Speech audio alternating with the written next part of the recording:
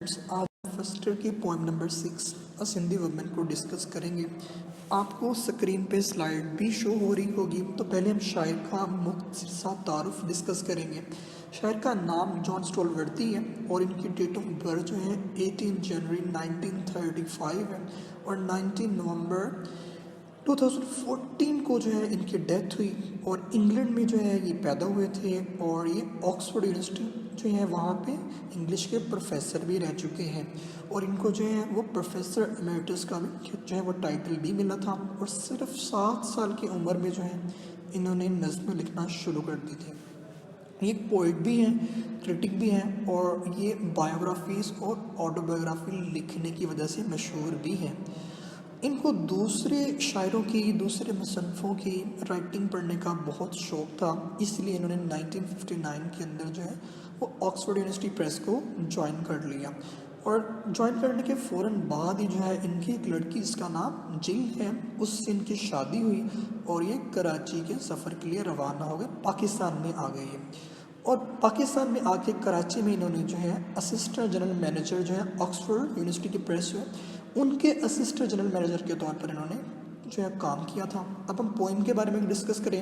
ये पोइम जो है सेम बेसिकली जो है ये पाकिस्तान का जो है सूबा है और इस सूबे के अंदर जो है एक सबसे बड़ा जो शहर है, पूरे पाकिस्तान का सबसे बड़ा शहर है वो कराची है। तो ये जो पोइम जो है इन्होंने जब ये कराची आए थे वहाँ पे इन्होंने जो है वो सिंध की सकाफ़त को, कराची की सकाफ़त को जो है इन्होंने ऑब्ज़र्व किया। ऑब्ज़र्व करने के बाद ही इन्होंने जो पोइम लिखी। क्योंकि कराची जो है सिर्फ पाकिस्तान का तो सबसे बड़ा शहर है ही है, साथ में अगर हम दुनिया के साथ कंपेयर करें तो दुनिया का 7वां बड़ा जो है कराची शहर आता है और इसकी आबादी तकरीबन 1.25 अरब के करीब है कराची की आबादी। तो ये उस ज़माने में पाकिस्तान का कैपिटल भी था। तो जब ज़ाहिर सी बात है कैपिटल जो होता है वो एक मुल्क की तर्जमानी करता है, उसकी सकाफ़त को शो करता होता है। तो उस लिहाज से इस पोइम के अंदर जो है इन्होंने पाकिस्तान के कल्चर को ख़ास तौर पर जो है वो सिंध कराची जो है वहाँ पे जो है कल्चर को उसको जो है इन्होंने शो किया है। तो इस पोइम ये पोइम बेसिकली जो है काम को जो है वो ट्रिब्यूट पेश किया गया है, मेहनत को जो है वो एक खराज तहसीन पेश किया गया है। इस पोइम के अंदर शायर जो एक सिंधी वुमेन की तारीफ़ करता है जो कि बहुत ही डिलीजेंटली मेहनत के साथ जो है वो काम करती है और हर जो है मुश्किलात का सामना करती है बड़ी डिग्निटी के साथ। और जो वर्क होता है, काम होता है, ये इंसान की ज़िंदगी में रिदम क्रिएट कर देता है। तो पोइट बेसिकली इसमें ये चीज़ बयान करता है। और दूसरे पार्ट में पोइट हमें ये बताना चाह रहा है कराची के बारे में कि जो पाकिस्तान का कैपिटल भी था, कि वहाँ पे जो स्लम जो है, कच्ची आबादियाँ, गलियाँ जो है उनका क्या हाल है, उसकी एक रियलिस्टिक पिक्चर जो है वो हमारे सामने पेश करता है। अब हम टेक्स्ट बुक को पढ़ेंगे, साथ साथ जो है आपको सामने सिनोनिम भी नज़र आ रहे हैं। तो ये इंपॉर्टेंट सिनोनिम जो है जो पास पेपर्स में आ चुके हैं। तो टेक्स्ट के साथ मज़ीद जो है इसकी एक्सप्लेनेशन हम करते हैं। तो पेज नंबर मेरे पास जो है न्यू बुक पे 64 है। तो मैं स्टार्ट करता हूँ रीडिंग सिनोनिम में, ज़ुबानी बोलूँगा। अगर आपको स्पेलिंग का प्रॉब्लम होगा तो आप स्लाइड पे देख भी सकते हैं। बेयरफुट थ्रू द बाजार, बाजार में से वो औरत गुजर रही है और वो बेयरफुट है। बेयरफुट मीन विदाउट शूज़, उसने जूते नहीं पहने, नंगे पाँव है। तो शायर क्या देखता है कि नंगे पाँव बाजार से गुजर रही है वो सिंधी वुमेन। अब नंगे पाँव क्यों है? क्योंकि गुर्बत की वजह से जूता लेने के लिए उनके पास पैसे नहीं है। तो वो यहाँ पे जो है पॉवर्टी को जो है वो शो कर रहे हैं। विद द सेम अंडुलेंट ग्रेस, अंडुलेंट का मतलब वेव, लाइक लहराते हुए, कि वो औरत जो है बहुत ही लहराती हुई चाल के साथ चल रही है, अंदाज के साथ चल रही है, ग्रेस बड़ी डिग्निटी के साथ, बड़े वक़ार के साथ जो वो औरत जा रही है। तो यहाँ पे पोइट जो है उसकी चाल की, चलने की जो है वो तारीफ़ कर रहा है कि उसका चलने का अंदाज जो है वो बहुत अच्छा है। As the cloth blown back from face, तो फिर क्या होता है, शायर कहता है हवा भी चल रही है, हवा चलने से क्या, जो क्लोथ, जो कपड़ा है, मतलब उसके चेहरे से जो आंचल है उसके चेहरे से हट जाता है। तो अक्सर जो है ख़वातीन ने इस्लामिक ट्रेडिशन को बता रहा है कि इस्लामिक कल्चर के अंदर ख़वातीन अगर बाहर निकलती थी वो उन्होंने जो है वो घूंघट पहना होता था, कपड़ा जो है वो ओढ़नी बनाई होती थी।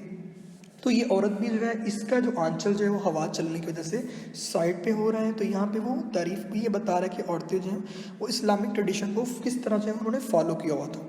She glides with a stone jar, glides with a smooth, वो हमवार तरीके से चल रही है। स्टोन जार एक जो पत्थर का बर्तन है, हम उसको गड़ा भी कह सकते हैं। जार का मतलब इससे मर्तबान होता है। तो उसने जो है पत्थर का मर्तबान, जो गड़ा जो है उसने सर पे जो है हाई ऑन हेड अपने सर पे रखा हुआ है। Not a ripple in her trade. Ripple का मतलब डगमगाहट, लड़खड़ाहट, और ट्रेड मीन वॉक, उसकी चाल। अब उसके चलने के अंदाज में जो है वो थोड़ी सी भी डगमगाहट नहीं है। कि आमतौर पर जब चेहरे पे कोई नकाब होता है, घूंघट होता है, तो इंसान को चलने में थोड़ी प्रॉब्लम भी हो रही होती है। इंसान को होता है मैं मेरे आगे जो है वो कोई जो है पत्थर ना आ जाए, मैं गिर ना जाऊँ। लेकिन यहाँ पे पोर्ट उसकी तारीफ कर रहा है कि वो एक बड़े अच्छे तरीके से चल रही है, स्मूथली चल रही है, हमवार चल रही है, कि ज़रा सी भी जो है वो डगमगाहट जो उसके चलने में, लड़खड़ाहट उसके चलने में नहीं आ रही। क्यों? यहाँ पे पोर्ट असल में वो ये बताना चाह रहा है कि जब इंसान कोई काम रेगुलरली करता है, मेहनत करता है, तो इंसान को उसमें जो है वो काफ़ी हद तक जो है अबूर हासिल हो जाता है। तो रोज़ाना का काम है, तो और मेहनत करके जो है, मेहनत करके काफ़ी ज़्यादा जो इसने उसमें परफेक्शन हासिल कर ली है, तो वो उसी अंदाज से चल रही है। नेक्स्ट स्टेंजा की तरफ आते हैं।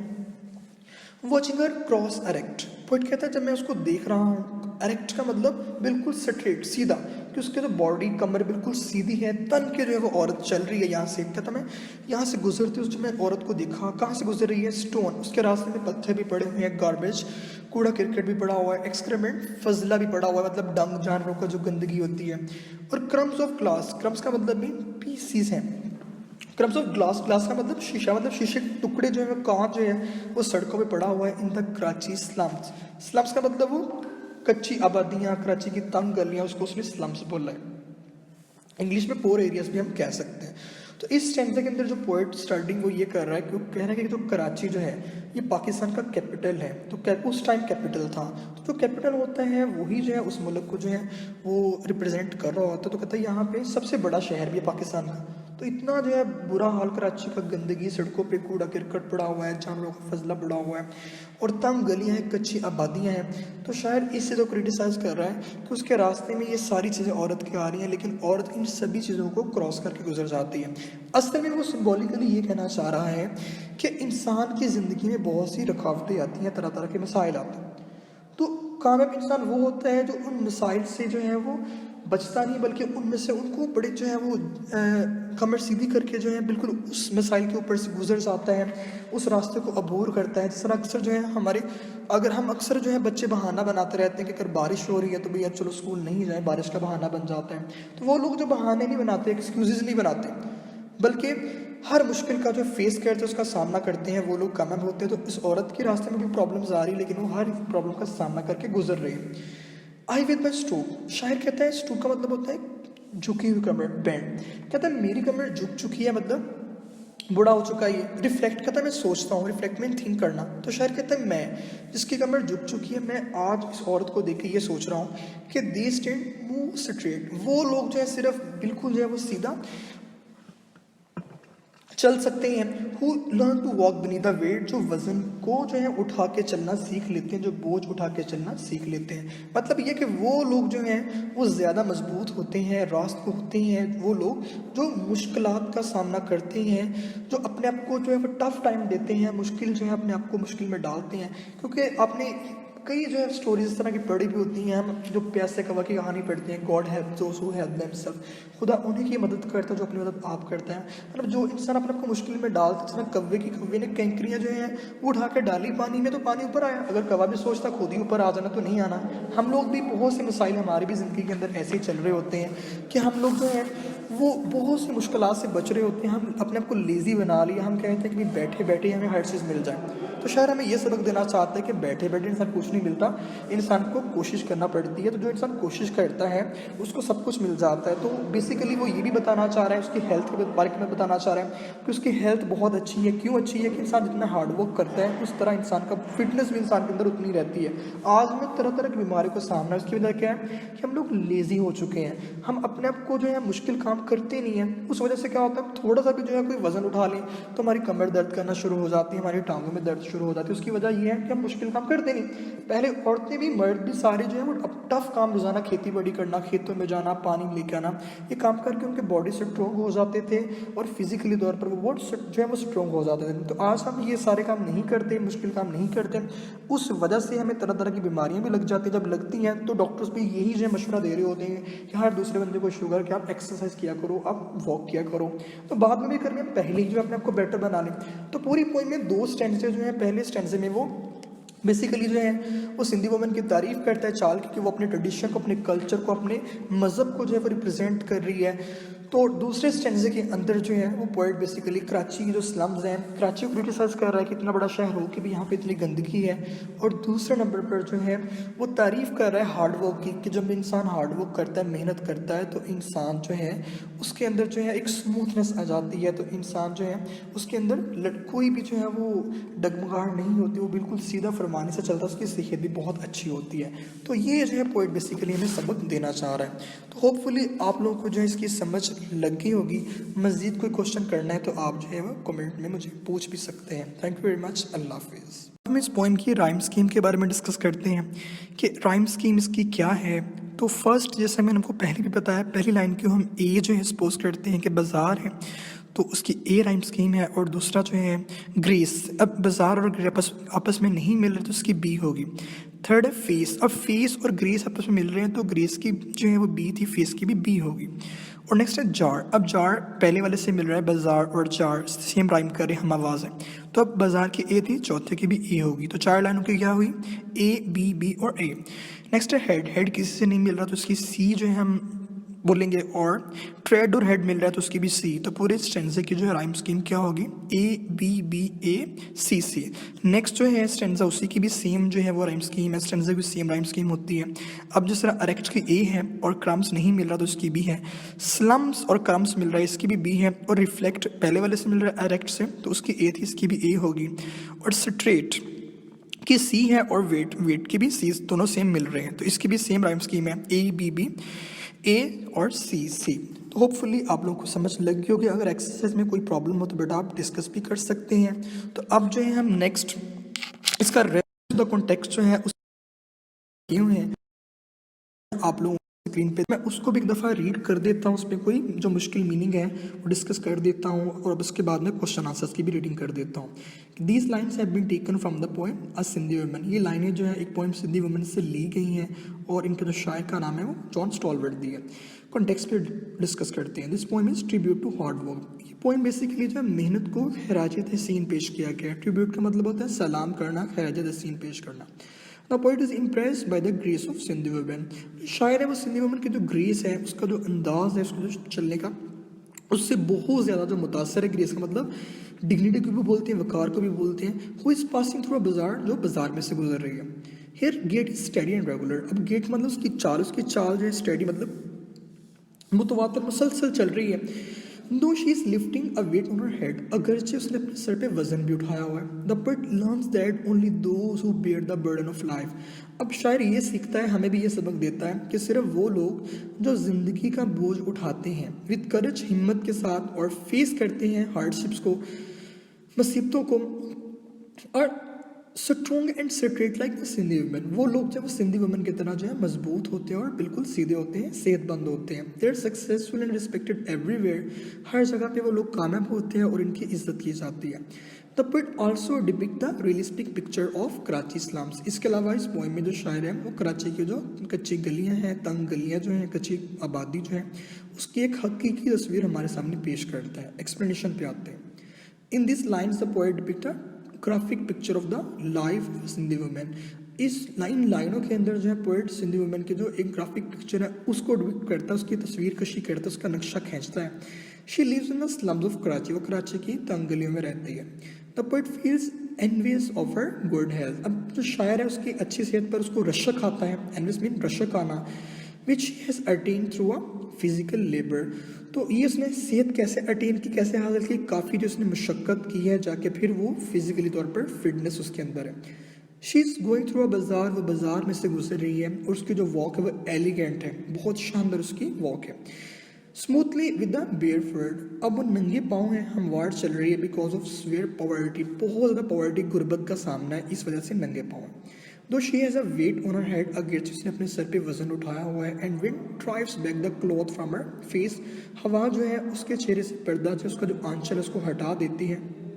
But she with a wave like movement is determined to reach her destination.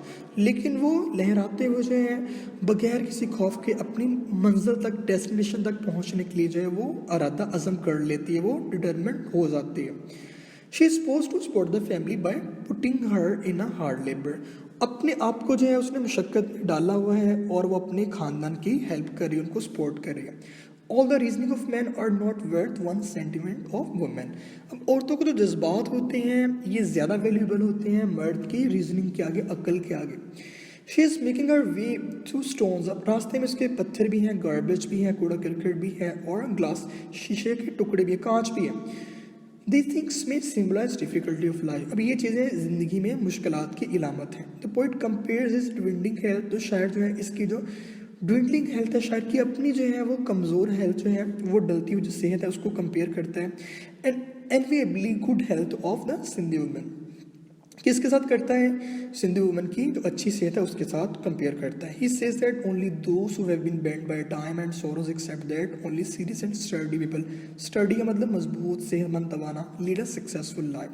तो ये हमें सबक मिलता है कि सिर्फ वो लोग जो हैं जिन्होंने वक्त का सामना किया, वक्त ने उनको सिखाया, मुश्किलात का सामना किया है, वही लोग ये मानते हैं कि मजबूत लोग और जो है संजीदा लोग ही ज़िंदगी में कामयाब होते हैं। Whether they have to walk on the heaps of garbage, चाहे उनके रास्ते में जो है वो गार्बेज के हीप्स और ढेर हो, उनसे भी वो गुजरते हैं। ह्यूमन वेस्ट और broken pieces of glass as the women Sindhi women does. तो मतलब रास्ते में कुछ भी आ जाए, चाहे वो ग्लास के जो है वो ब्रोकन पीसेस हो, तो हर चीज़ से वो औरत या हर चीज़ से जो इंसान गुजरता है उसको अभी मिलती है। मार्गरेट ऑफिलियट साइड ये कोट है, what happiness is there which is not purchase with more or less pen. मतलब इसका ये कि असल खुशी वो ही होती है जो इंसान तकलीफ बर्दाश्त करके हासिल करता है। मतलब अगर हमें कोई चीज़ विदाउट बगैर मेहनत की मिल जाती है उसकी वैल्यू नहीं होती। अगर हमने मेहनत की हो, मजदूर सारा दिन मेहनत करके जब पैसे मिलते हैं ना, उसको वैल्यू भी देता है, उसकी मज़ा भी जो है वो अलग ही होता है। The poem has realistic tone. अब इस पोइम का जो इसमें टोन यूज़ की गई वो रियलिस्टिक हकीकी है। The subject of the poem deals with the real life.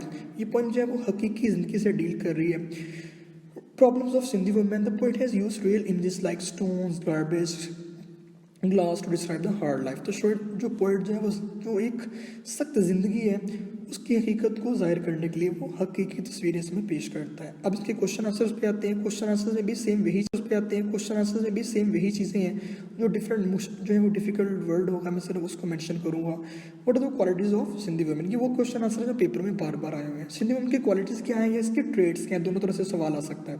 Sindhi women जो बेयर फूड है, नंगे पाँव है और जो ग्रेसफुली बड़े शान और शौकत के साथ चल रही है बाजार में, ये चीज़ शायर को इम्प्रेस करती है, मुतासर होता है शायर। She is carrying a stone jar on her head. Sir पे उसने जो है वो मर्तमान रखा हुआ है, घड़ा रखा हुआ है, लेकिन उसकी जो ट्रेड है, इसकी चाल, उसमें कोई रिपल नहीं है, कोई लड़खड़ाहट नहीं है, डगमगाहट नहीं है।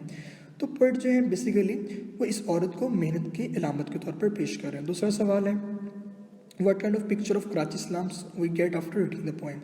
इस तरह से भी सवाल आ सकता है कि पोइम जो है पोइम पढ़ने के बाद हमें कराची की गलियों की कौन सी तस्वीर जो है हमारे सामने आती है, या सिंधी वुमेन को कौन कौन सी चीज़ों के ऊपर से गुजरना पड़ता है। After reading the poem we get realistic and miserable picture of Karachi slums. इस पोइम को पढ़ने के बाद हमें कराची की जो तंग गलियाँ हैं उसकी जो रियलिस्टिक, हकीकी और मिजरेबल एक जो खस्ता हाल जो बुरी तस्वीर है वो हमारे सामने आती है। There are heaps of garbage, stones, pieces of bread, broken glasses in the street. अब गली में ये सारी चीज़ें मौजूद हैं। Sindhi women has to cross all this. Sindhi women को हर चीज़ का अबूर करना पड़ता है, गुजरना पड़ता है। नेक्स्ट है what is the poet reflect when he sees Sindhi women. जब शायर जो है सिंधी वुमेन को देखता है तो वो क्या सोचता है। When the poet saw the Sindhi woman, he reflected that शायर ने ये सोचा only those who bear the burden of life with courage and as strong and straight like the Sindhi woman। वो लोग जो ज़िंदगी में बोझ उठाते हैं, मुश्किल का सामना करते हैं, वो इस सिंधी वुमन की तरह बिल्कुल मजबूत और सीधे होते हैं। The people who avoid the realities of life are weak and their backs are bend like that of poet. वो लोग जो ज़िंदगी की हकीकत को अवॉइड करते हैं, इससे बचते हैं, मुश्किलात से बचते हैं, इसका सामना नहीं करते डट के, शायर कहता है वो मेरी तरह जो है उनकी कमर झुकी होती है। नेक्स्ट लास्ट लाइन, इसका थीम क्या है, मैसेज क्या है, मेन आइडिया डिफरेंट तरीके से क्वेश्चन पेपर में आ सकता है।